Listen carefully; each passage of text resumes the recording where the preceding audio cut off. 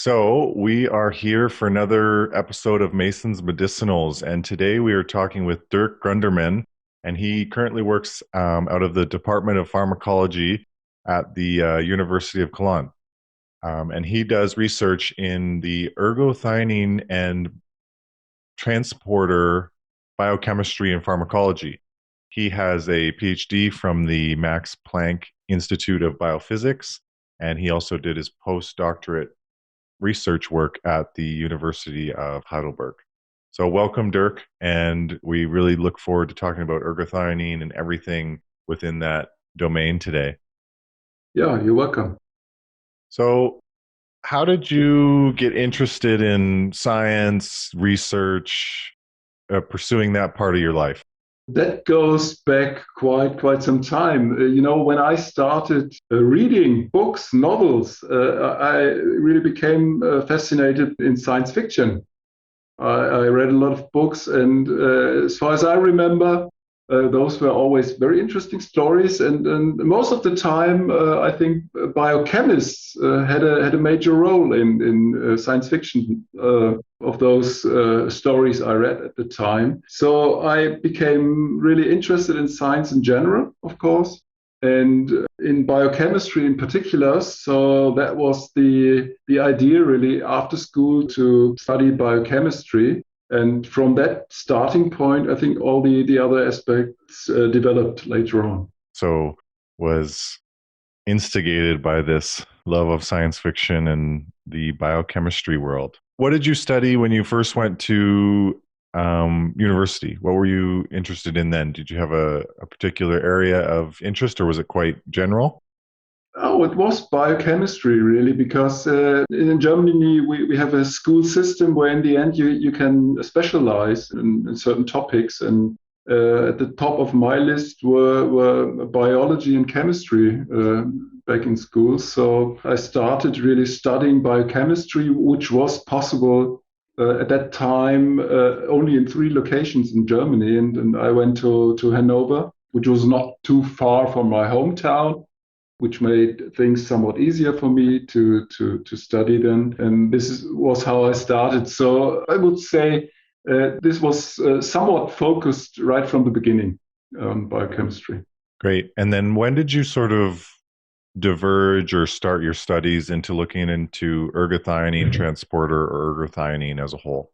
Well, first of all, when I had finished studying biochemistry, I had to decide in what direction really to go. And as luck or fate had it, that time there was an open PhD position in Frankfurt, Germany, which was all about transporter. It was called expression cloning at that time, which means my supervisor knew about some transport function, but the protein behind it wasn't known at that time. So I started to work with Xenopus laevis, which is some sort of South American frog, really, which has the advantage that you can sort of harvest the oocytes from the frog. And then you can do expression experiments. That means you inject a tiny amount of artificial RNA, and then you can look for function. And this was at the core at my PhD project, really, to perform expression cloning. And out of that very interesting but also very demanding project came the discovery of the so-called organic cation transporter, OCT1, which happened to be published soon after that nicely. And this paved my way really for my postdoc studies. So first of all, I became interested in transport protein. I can still remember the first experiment I witnessed when I saw some oocyte data and was really impressed by the magnitude of signals that were possible when you compared injection of a particular cRNA with the injection of water. With water, you had a very low background of uptake of some radio tracer. I think it was some glucose molecule, a radioactive radio tracer. And when the correct plan to a particular transporter was injected, the signal became much higher. And that, I think, impressed me so much that I decided, well, those transport proteins are quite interesting. And I'm happy to say today that I didn't regret that choice I made at that stage. So basically and fundamentally, I'm interested in transport proteins, those tiny motors, you could say, that have a particular purpose in our body. The idea is perhaps not to be really fast. For that, you could employ some channel proteins. But I think the major idea about transport proteins, this is at least what I tell my students all the time, the major idea is specificity. So the challenge really is to sort out from thousands of different molecules that are swimming around cells, only a particular few that are allowed entry into the cell or allowed to exit cells. So in my understanding, the idea behind transport proteins, first of all, is to be selective. Great. Thanks for giving us an intro into the transporter proteins and the specificity. So from what I understand, that protein, the OCTN1, which we now are calling something else, I think, it's expressed in around 300 cells, no, in the body? Is that right? Not really. Well, first of all, this name you mentioned, OCTN1, which stands for Novel Organic Cation Transporter, is a name, I think, which is rather misleading, because this was the name given when the Japanese group first discovered the existence of these proteins. And at that time, they didn't really had an idea about substrate specificity of that transporter. So for lack of a really good substrate, they offered an organic cation, tetraethylammonium, it's called, to this transporter, and at least they saw some increase in uptake of this molecule, and therefore they called it novel organic cation transporter, because the simple organic cation transporter was already there, and at least there's some remote similarity between those proteins.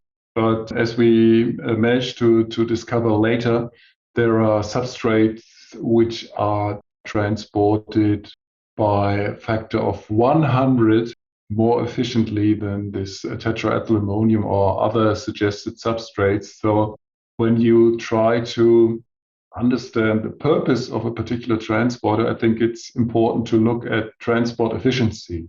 And this incorporates both the affinity for a particular transporter and a given substrate, and also the turnover number. That means how fast is turnover once a transporter has bound its substrate.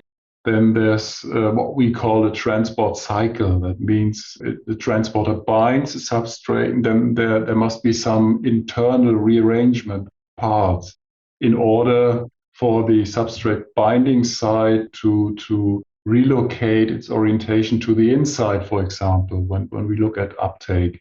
And after the transporter has released the substrate into the cytosol, then it must relocate back facing the outside. So this transport cycle, of course, takes some time, and you have to consider both, not only the affinity, the initial binding, but also the time it takes for a transporter to perform this translocation.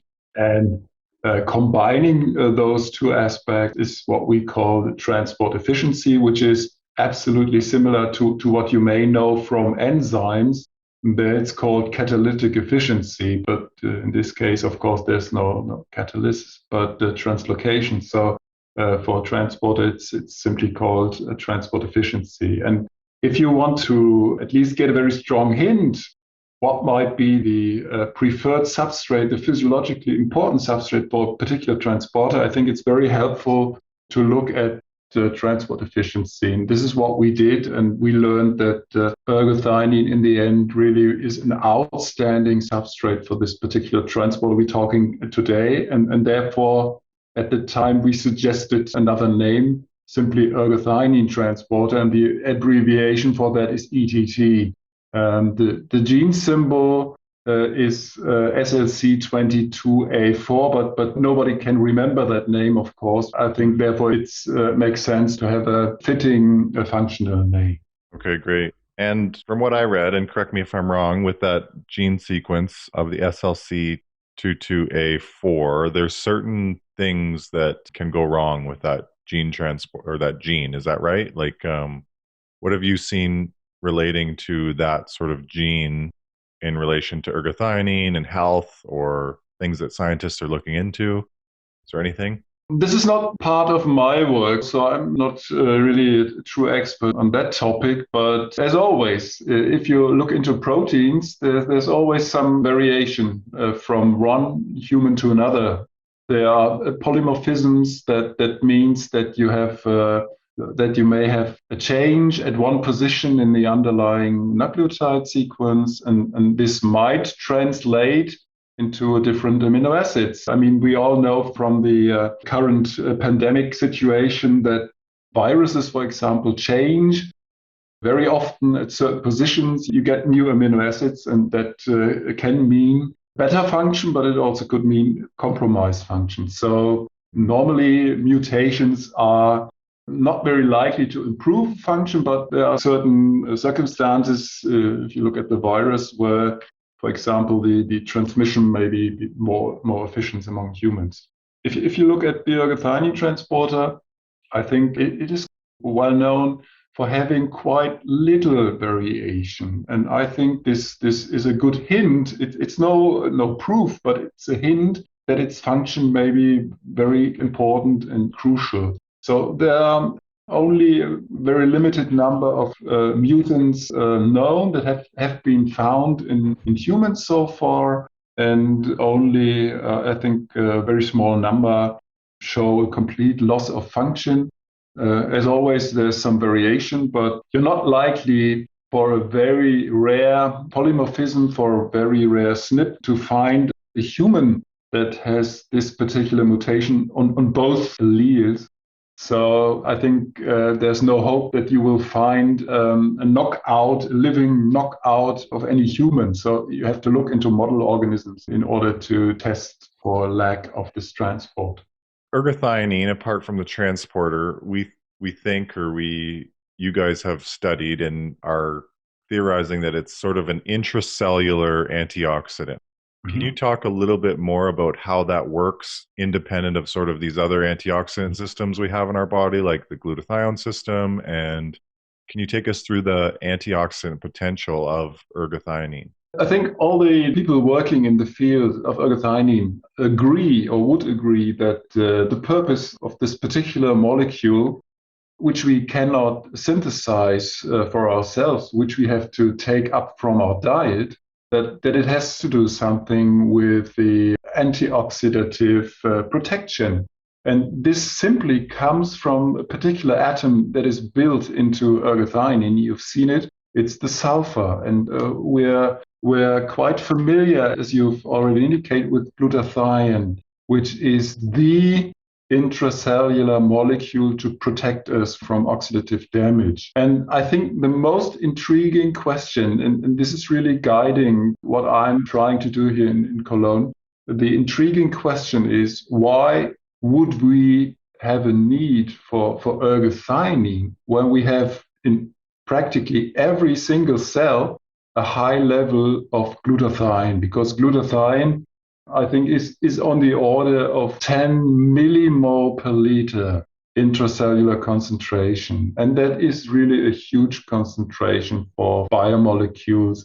Most of the metabolites we see in cells are below that level. So nature has made certain that we have a very high level of this, let's say, general antioxidant in every single cell in our body. So this is our basic defense against oxidation. And then there are several enzymes known that serve to regenerate this glutathione. It would be highly inefficient to use it up in a single turnover. So nature has developed systems to regenerate glutathione. And this is our first line of defense. But this is not where the story ends for ergothioneine, because as you have already suggested or asked a couple of minutes ago, where do we find ergothioneine in our body, which I think it really is very important question to address and answer. There are only particular tissues, I would say, particular cells that have been shown to contain higher levels of ergothioneine. And for vertebrates, where in every species we know the ergothioneine transporter is existing and working, for vertebrates, I think the most prominent area or tissue or cell type are really the red blood cells, the erythrocytes. This is information that has been gained in the middle of the last century already, when people didn't have any mass spectrometers to detect ergothioneine high specificity. At that time, they really used biochemical reaction to create certain products that they could then detect by absorption measurement whatsoever. I think those pioneers really did tremendous work given their limitation, but still they managed to define sites in our body where ergothioneine accumulates to a very high level. And to me, this is the most prominent tissue or cell type, red blood cells. So if you think about red blood cells, what is typical, what is prominent about those cells? And there's no way from avoiding hemoglobin. This is what I tell people here in my group all the time. If you remove the water from red blood cells, then I think the figure is about 95% of the dry weight really is due to hemoglobin. So you could say that red blood cells really are some transport vehicle, some sac, some container, simply and mainly for moving the hemoglobin around. And I think it is intriguing really to see that and to see the co-localization of ergothioneine with hemoglobin in the red blood cells. So I think in the end, if we want to understand really, if you want to answer this fundamental question, why do we have in particular tissues, not in every single cell, but only in certain locations in the human and in general in the vertebrate body, why do we accumulate ergothioneine in certain places? Well, we have glutathione in every single cell, and even and also in the red blood cells, there's glutathione, no question about it. But there seems to be some additional demand here for this particular molecule, and it is evolutionary conserved, this site. It's not only in human that the red blood cells accumulate ergothioneine, it's also in other species, notably the zebrafish, which we looked into for a certain time when we analyzed ergothioneine transporter knockout in the zebrafish. So if you want to understand in the end the purpose of ergothioneine, I'm sure it has something to do with antioxidative protection. So there's a benefit from ingesting ergothioneine from our diet. And I think we should look at our diet, which component might provide the most of ergothioneine. But once you make sure there's enough supply of ergothioneine into our body, then there are certain locations where it's highly important. And to me, the top location is the red blood cells, but there may be other sites. Consider, for example, the eyes, where the accumulation of ergothioneine has been demonstrated. We have quite high oxidative stress in the eye as well, and perhaps even in skin. But compared to red blood cells, I think the accumulation is not so impressive. But another cell type you should mention eventually are particular immune cells, in particular monocytes and macrophages, which have been shown to express the transporter and to accumulate ergothioneine. So I think there's a very good match between the sites of transporter expression on the one hand and the sites we've known before to accumulate ergothioneine. So these pieces fit together quite nicely. And from my understanding, the transporter is present in particular tissues or locations to make sure that ergothioneine, once we absorb it from our food and it is available for a short time in blood, it gets accumulated only in particular places. So in the end, I think we have to try to understand what is ergothioneine doing in those particular zones or tissues of interest. Okay, so the red blood cells, let's talk about that a little bit. So they have the hemoglobin. We know that they do many things, but gas exchange is one of the big things that they do, and nutrient delivery, gas delivery to cells, and then they have that other dissociative curve with CO2. So is it just because there's that high turnover and that high oxidative potential? Is that why you think? It probably has something to do with the transport function. You've just indicated there's transport of oxygen and transport of carbon dioxide as well. But I think oxygen probably is the key here. And I always consider it to be extremely helpful to look at evolution. So the question really behind ergothioneine might also be, when did it first appear in evolution of a species? And from most of what I've seen, I think it coincides with the advent of a high concentration of oxygen in the atmosphere on Earth. Although there's some paper from another group, Seebeck from Switzerland. He also, I think, demonstrated ergothioneine in a small number of species, bacteria that are living without oxygen. But I think for the most part, there's a good connection between oxygen and ergothioneine. You see, this is a completely different perspective to look on ergothioneine, to ask about the producers, because we are only consumers of ergothioneine if we gain it from our diet. And it might also help to look at the other end, to ask what species are generating ergothioneine in the first place and for what purpose. And I think in the end, you have to answer that question as well. Why are mushrooms producing ergothioneine? Why are cyanobacteria generating ergothioneine? And this is, to me, a hint or a clue that there must be a very universal answer in the end to the purpose of ergothioneine.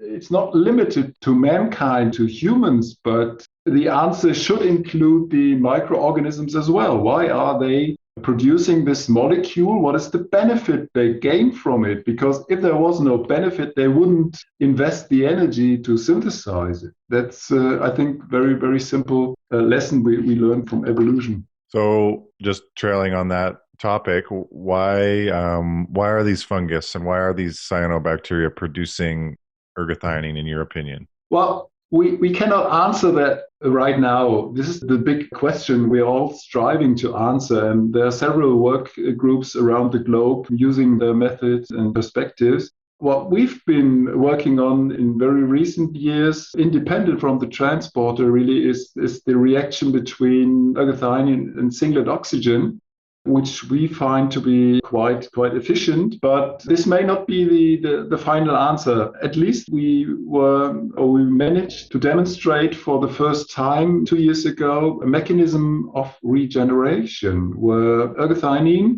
was regenerated when it was incubated with singlet oxygen. The reaction takes place, the oxygen is incorporated, and then a certain cycle takes place where glutathione really is oxidized, and at the same time the oxygen is removed from ergothioneine again. So to me that was very interesting and confirmed really the general concept behind it, because I would request or require really whatever the purpose of ergothioneine, in the end it needs to be regenerated. It would be extremely inefficient to use it just one time and then throw it away.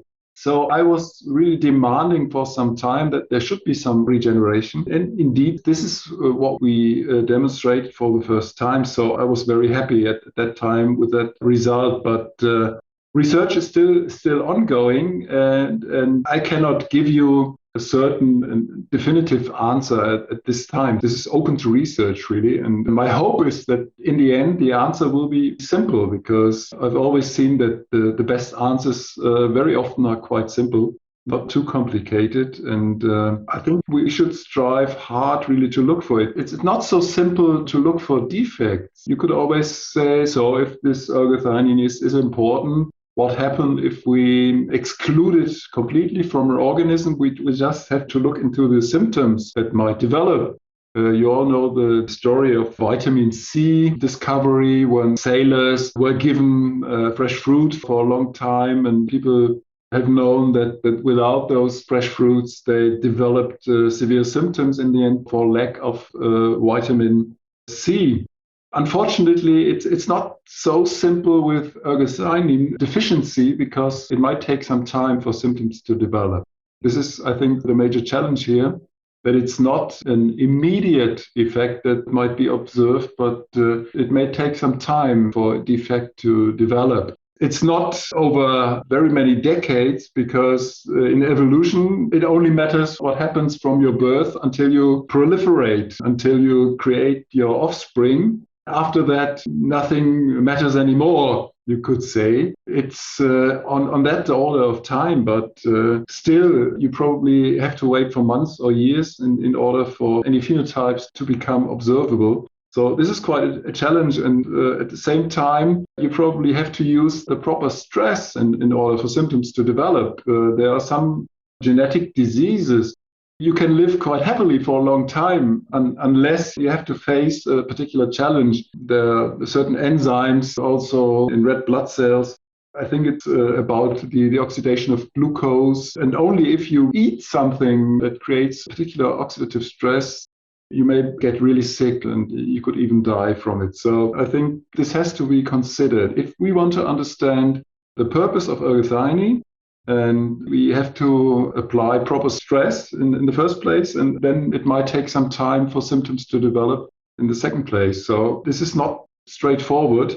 But anyway, if there's a benefit from it, I think we should all require in the end to see some deficiency if there's not enough ergothioneine. And this is what we're also looking at. And I think in recent years, there have been some encouraging observations. I remember, I think it was 2 years ago when a group from Scandinavia published work where they looked into potential biomarkers, and ergothioneine really was at the top of the list to prevent, I think it was cardiovascular disease. So this was quite a boost, quite a very interesting result. Of course, association does not prove causality, but I think this is going in the right direction. So there is hope that ergothioneine is important, and you can see a phenotype if there's not enough ergothioneine provided. I did see those studies, the cardiovascular ones are quite interesting. And yeah, the other areas that I've seen some preclinical stuff show up is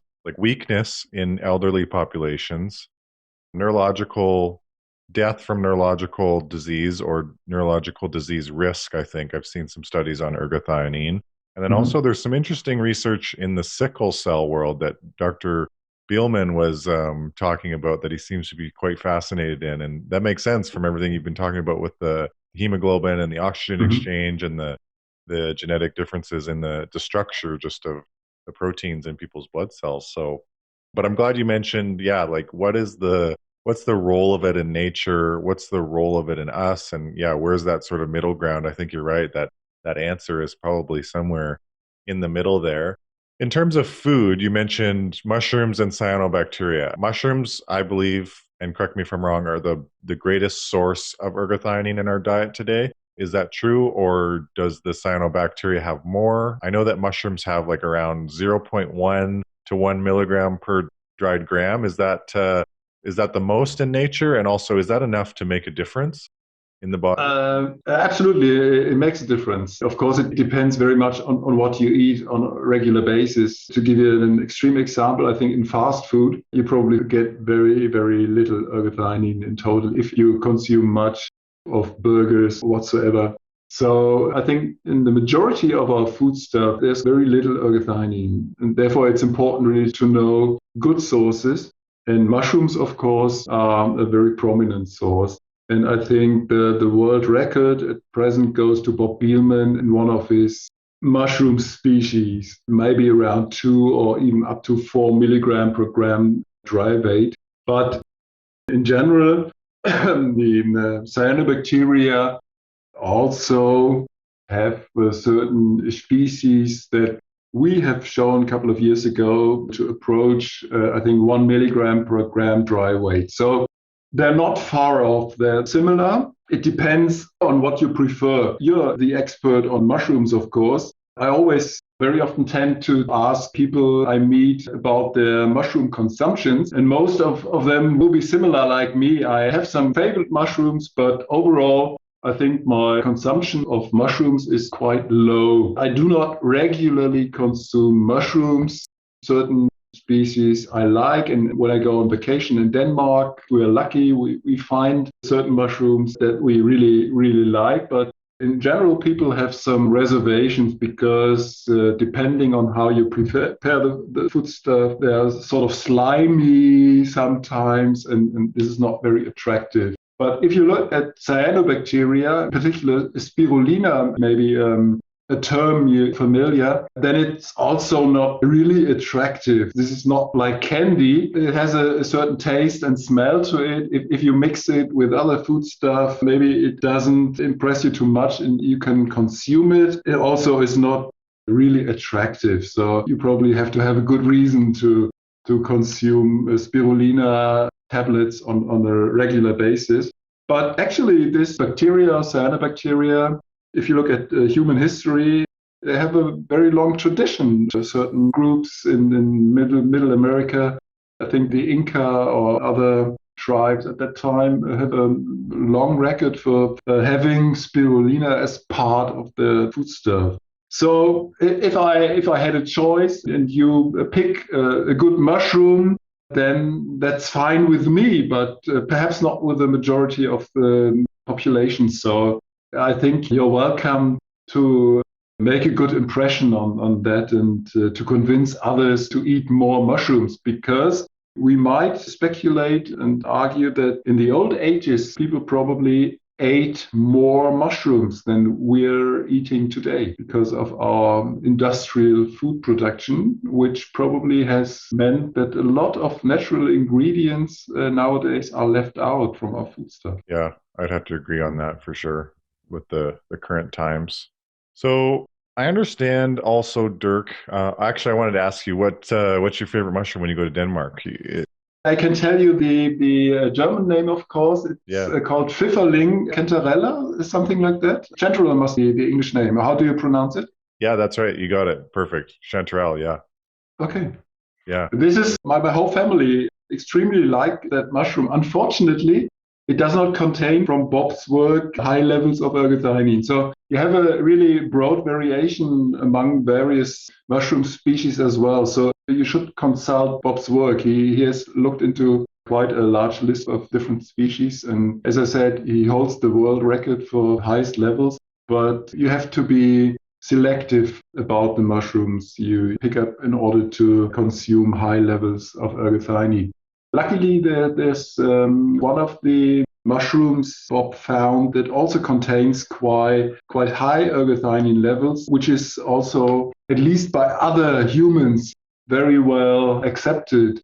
But again, I just know the German name. It's called Steinpilz, which is literally a stone mushroom, but the English term is different. I don't know if you probably have seen the work by Bob, and it was in his top 5 or so, which is a very well-known edible mushroom. Unfortunately, it cannot be cultivated. This is what I learned from Bob, that still, even given opportunity, still today, it really remains very difficult for certain mushroom species to cultivate them. It's almost impossible. Some mushrooms you can produce in large amounts, but for others, probably because they require certain tree roots, some symbiosis, which makes it, for the time being, still impossible to grow them in large numbers. It must be really special.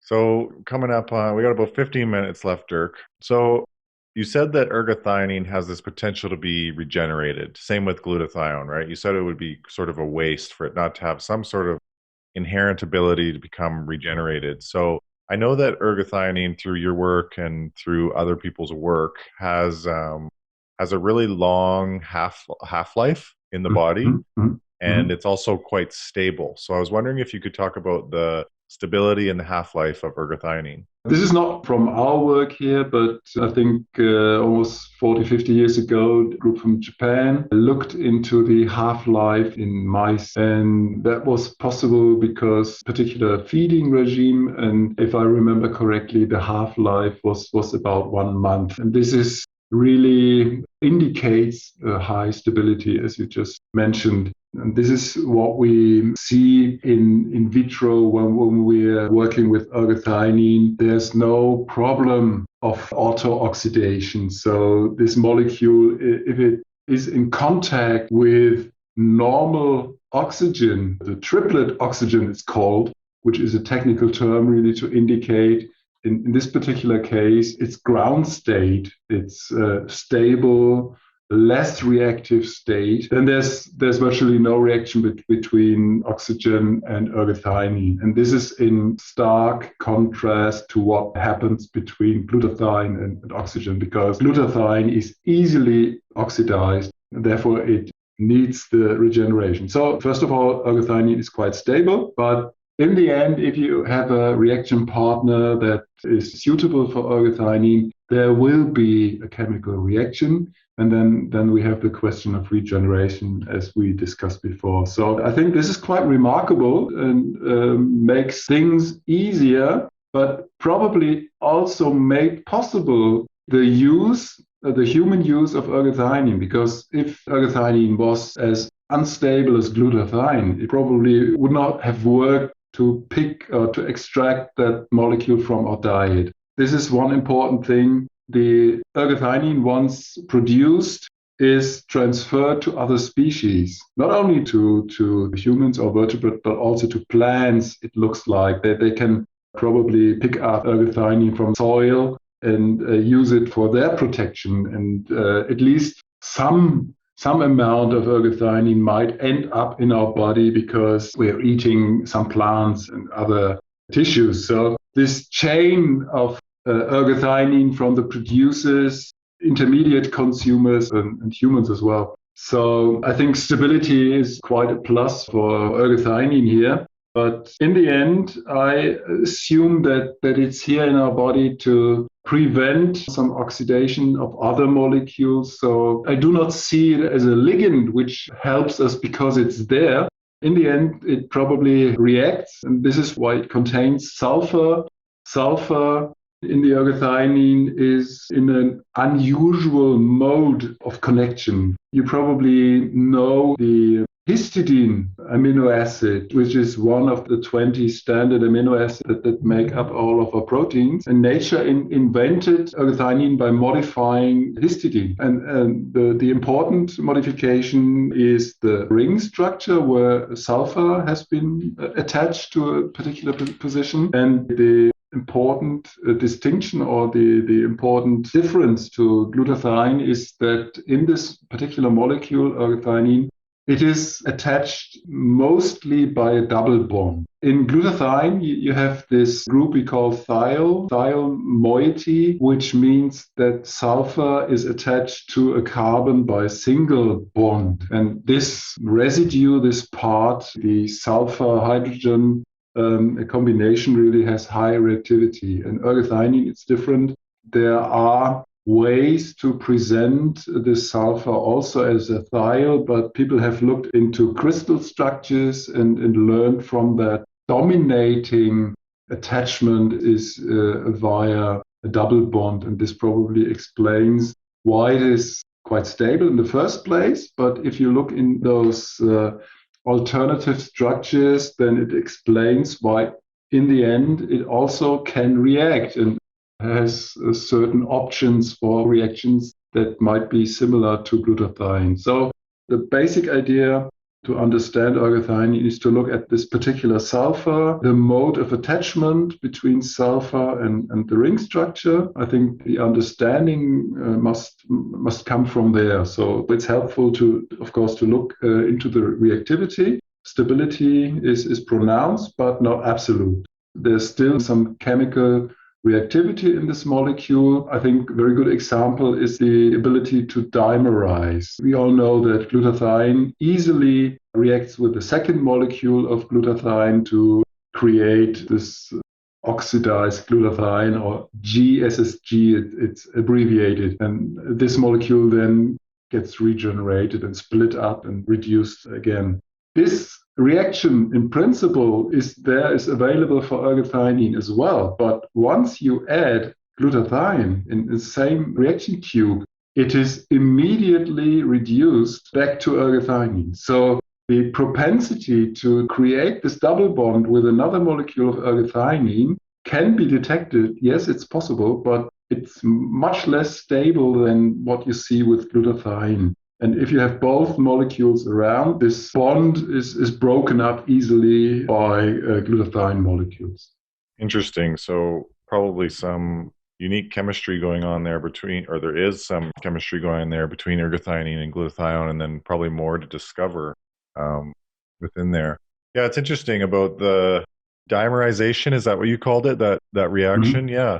Yeah, that's good. And I guess cysteine, with your biochem, I should probably know this too, but cysteine, that's the most sulfur-containing amino acid, correct? Yes, this is the central part of glutathione. Certainly, I've heard that before. Glutathione is a very simple peptide. It consists only of 3 amino acids, and you have cysteine in the middle.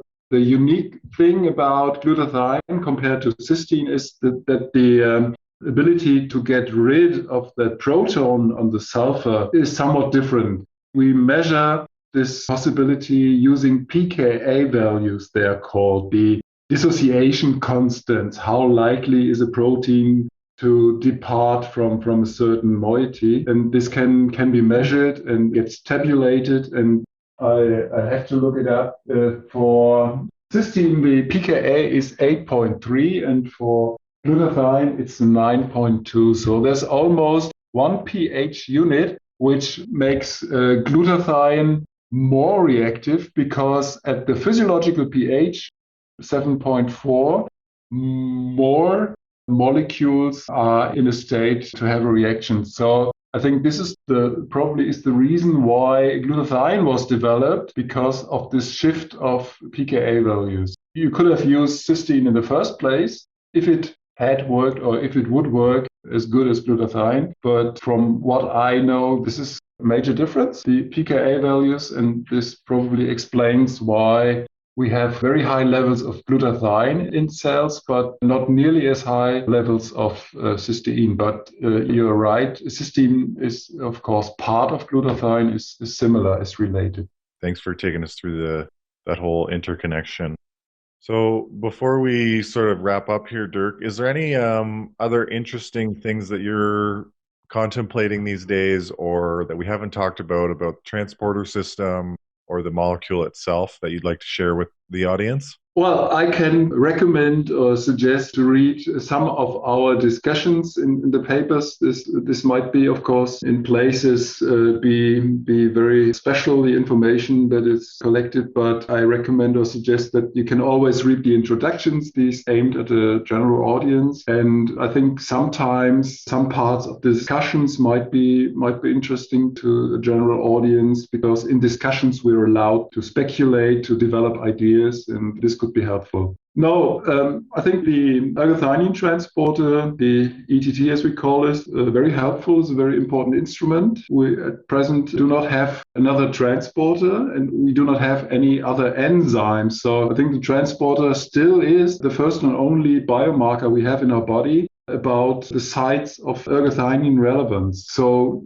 this still is a very, very helpful information. But as I said before, in the end, I would love to understand and see the particular person of ergothioneine. I'm convinced that there is a particular purpose to that molecule, but mankind so far, I think it's fair to say, hasn't got the whole picture. We haven't understood right now what is the purpose of the producers, what is the benefit the consumers gain and get from this molecule. And we're still working like many other groups are. And I think we have a common goal to understand it in the end, particular about this molecule. There must be something. I think there's another study a couple of years ago where researchers were looking into ancient human history and how that correlated with the distribution of certain ergothioneine transporter variants. And I think, if I remember correctly, the conclusion at that time was that it had something to do with the change of human lifestyle, that certain ergothioneine transporter variants became more widespread. It's not absolutely conclusive, but I found that idea intriguing as well, that the way humans live and how they eat, what they collect, may have an influence on human health and the likelihood to proliferate. So in the end, I think it won't be a tiny detail that ergothioneine is about. It has to serve a fundamental function. I think we can expect really to have a major benefit from it, but still we are not understanding it right now. Well, I look forward to staying up to date with the work you're doing and everyone else, and yeah, having a conversation in a few more years, perhaps. Yeah, hopefully. So, Dirk, just before we wrap up here, I always like to ask people, especially scientists like you, what do you do for your own health? What are your sort of building blocks to making sure that your mind is working great, your body's in shape? What do you do to keep your maintenance up to date?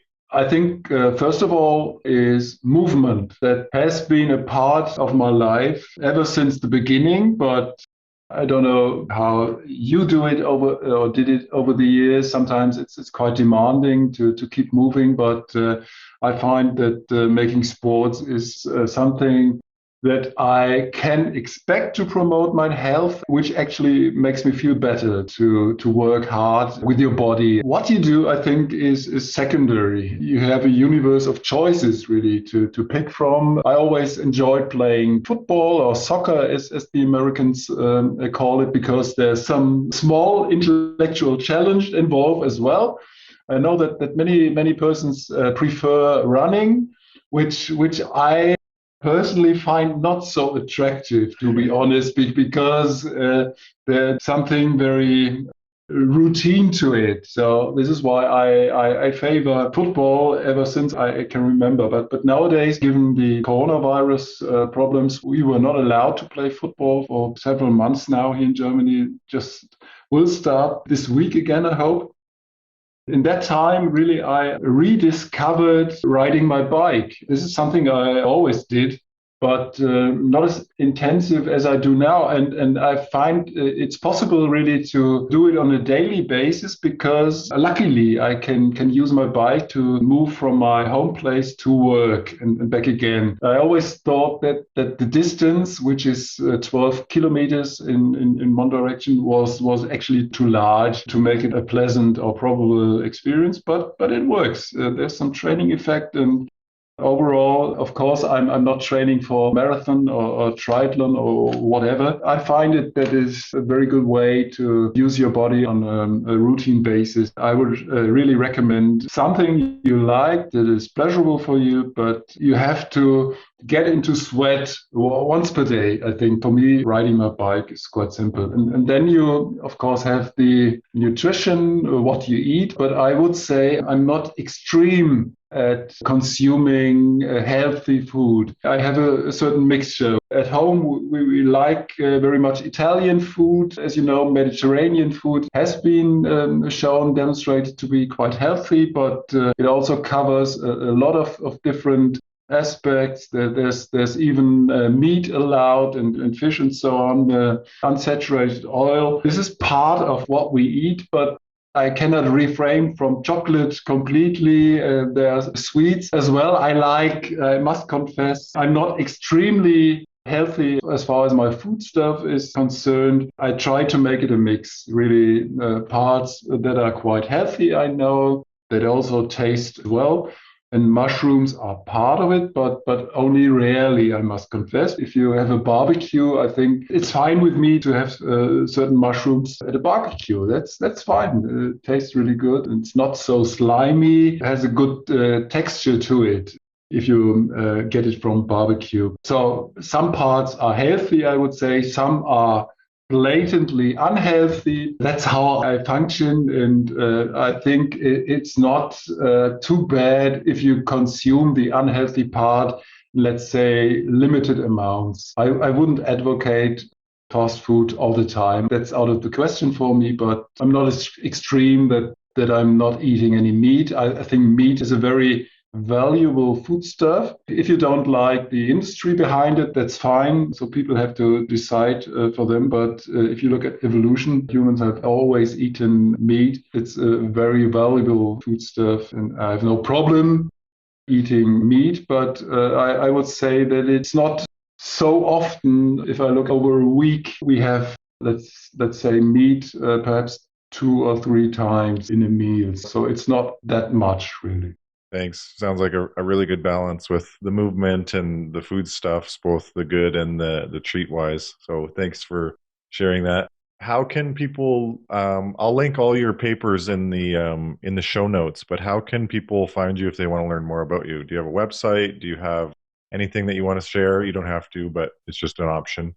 I have a small website for my work group. You can search for the Department of Pharmacology in Cologne, then you will find me. And if anybody is interested in discussing ergothioneine, they can always best contact me using email. So if you can link the email address, I'm always looking at the incoming email and I try to give an answer in a really short period of time. Yeah, we can do that for sure and link you up with anybody who's interested. Okay, thanks so much. I really appreciate it. So did I. It has been, as always, interesting and fascinating talking about ergothioneine. I'm always interested in learning from other people about their perspective. If you have the mushroom perspective, I think that's a good motivation, a good idea behind it. So I wish you all the luck in promoting your ideas and purposes.